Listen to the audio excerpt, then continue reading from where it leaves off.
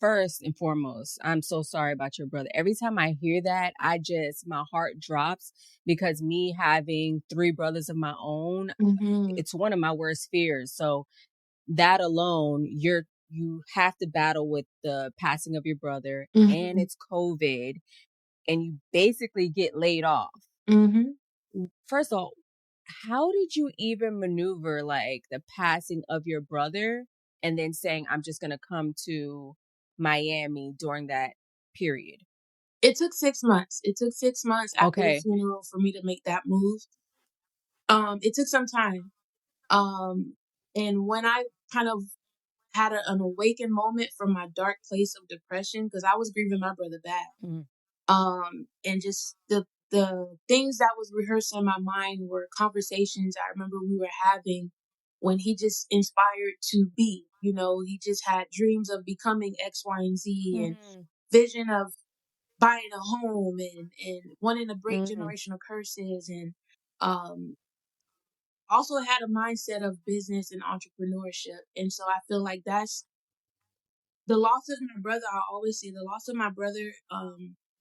I felt like it was the death of me, but it really what awakened me to my purpose to say, you know what, I don't want to Wow. come in contact with nobody else and not strike their God given gifts and talents in them. And so Yeah. that's what really the energy I brought into Content Creators Experience to say, I believe we all are called to an assignment. It looks different for all of us. And so I'm just like, okay, God, how do I channel this grief into positive energy to like, you know, um, water, people's seeds, water people's visions, water people's purpose. And that's just kind of how I just been healing through grief. Yeah. So, Mhm. the first time that I went through someone close enough to me passing was my cousin's mom. Mhm. And Monique, rest in peace to Monique. She was such a light. Everyone loved her. She was such like a fun woman, but serious. And when we went to her funeral, her homegoing, first of all, the church was so packed. It was overflowing with people Mhm. outside. And everyone had an amazing story about her.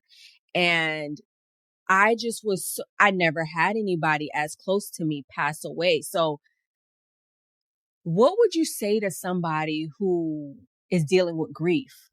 Mhm. I would say, hold on, and don't force yourself to get over it, because it's like Mm, grief is it will knock at your door when you least expect it. You'll have wave of yeah. emotions when it's the holidays, when it's that person's birthday. Social media have a friendly way of sending you reminders of things, so you're always going to be reminded of that person's absence. Um, so I would say, give yourself grace and allow Hmm. yourself to cry and allow yourself to feel what you feel. Um, because at the end of the day, nobody could really understand it if you haven't like experienced it yourself and Right. navigating through grief. But I would say,